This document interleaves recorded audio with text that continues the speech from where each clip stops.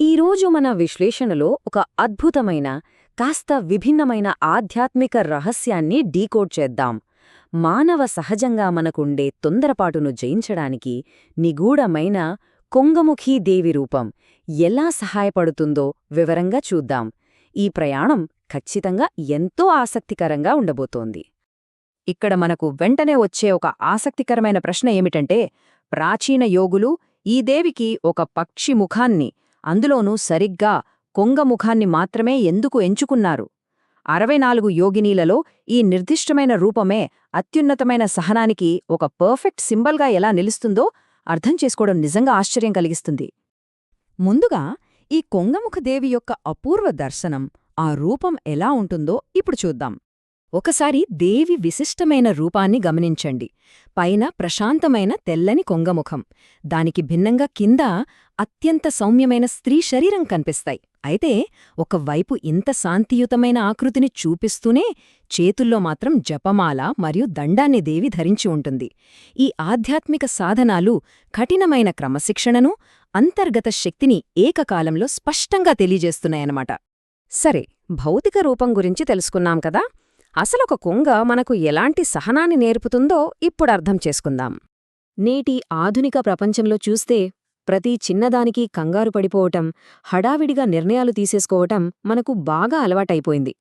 కాని దానికి పూర్తి భిన్నంగా ఒక కొంగ నీళ్ల దగ్గర ఎలాంటి కదవిక లేకుండా, ఎంత నిదానంగా, ఎంత తీక్ష్ణమైన పరిశీలనతో తన ఎర కోసం వేచి ఉంటుందో ఒక్కసారి ఊహించండి.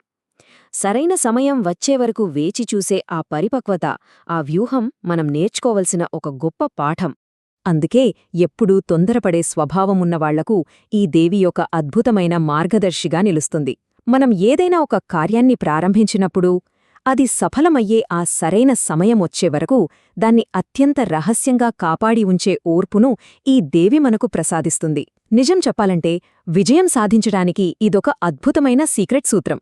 ఈ భౌతికమైన లక్షణాల నుండి కాస్త లోపలికి వెళ్తే దేవి ప్రసాదించే స్తంభన శక్తి, అలాగే ధ్యాన మార్గమేంటో చూద్దాం. ఇక్కడ స్తంభన శక్తి అనే ఒక అత్యంత శక్తివంతమైన కాన్సెప్ట్ గురించి మనం మాట్లాడుకోవాలి. పేర్లోనే ఉందిగదా, స్తంభింపచేయడం. యోగసిద్ధులు ఈ దేవిని జలాశయ యోగిని అని పూజిస్తారు. అంటే మన చుట్టూ ఉన్న నెగటివిటీని, వచ్చే అపవాదాలను ఉన్నచోటే ఫ్రీజ్ చేసేయగల అపారమైన శక్తి ఇది. మన ప్రశాంతతను దెబ్బతీసే వ్యర్థ వాదనలను అక్కడికక్కడే ఆపేసి లక్ష్యం వైపు నడిపించే ఒక అద్భుతమైన యోగశక్తి అన్నమాట.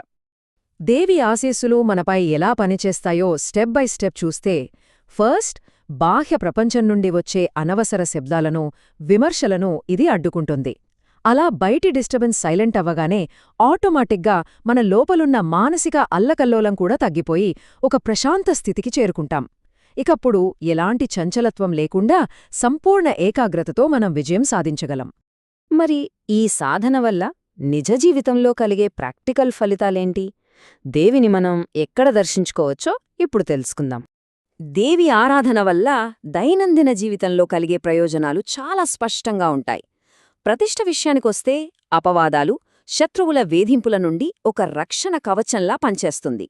ఇక న్యాయపరమైన సమస్యలు లేదా ఏదైనా కాంపిటీషన్ ఉంటే అందులో విజయం సాధించడానికి ఈ నిదానం హెల్ప్ అవుతుంది. ముఖ్యంగా మనం చేసే పనిలో మైండ్ అటూ ఇటూ పరిగెత్తకుండా అచ్చంచలమైన ఏకాగ్రతనిస్తుంది. సింపుల్గా చెప్పాలంటే ఈ సహనమనేది రోజువారీ జీవితానికి ఒక సూపర్ పవర్. ఇంతటి అద్భుతమైన జ్ఞానాన్ని భౌతికంగా దర్శించాలనుకుంటే మనం ఒడిస్సా రాష్ట్రంలోని చారిత్రక హిరాపూర్ యోగిని ఆలయానికి వెళ్ళాలి. నిదానం, సూక్ష్మబుద్ధి, ఈ రెండింటి కలయికగా ఉన్న ఈ శాంత స్వరూపిణిని మనం నేటికీ అక్కడ ప్రత్యక్షంగా దర్శించుకోవచ్చు. ఈ దేవికి సంబంధించిన మూలశక్తి అంతా ఒకే ఒక మహామంత్రంలో నిక్షిప్తమయ్యుంటుంది. అదే ఓం హ్రీం భగముఖ్యై నమః. దశమహావిద్యల్లో ఒకరైన పరాశక్తి యొక్క అత్యున్నత అంశంగా కొంగముఖీదేవిని ఈ మంత్రం ద్వారా ఆరాధిస్తారని మనకిక్కడ స్పష్టంగా అర్థమవుతోంది. ఒక్కసారి లోతుగా ఆలోచించండి. అరుపులు, కేకలు, గందరగోళంతో నిండిన ఈ ఆధునిక ప్రపంచంలో ఒక కొంగలాగా నిశ్శబ్దంగా పరిశీలిస్తూ సరైన సమయం కోసం వేచి ఉండటమే విజయానికి అసలైన రహస్యమా? పనులను నిదానంగా గమనిస్తూ వ్యూహాత్మకమైన ఈ మౌనంతో లక్ష్యాన్ని చేరుకునే ఈ అరుదైన కళను పట్టుకుంటే ఇక అసాధ్యమైనది ఏదీ లేదు. ఈ విశ్లేషణ మీకొక కొత్త దృక్పథాన్నిచ్చిందని ఆశిస్తున్నాను. మరో ఆసక్తికరమైన అంశంతో మళ్ళీ కలుద్దాం.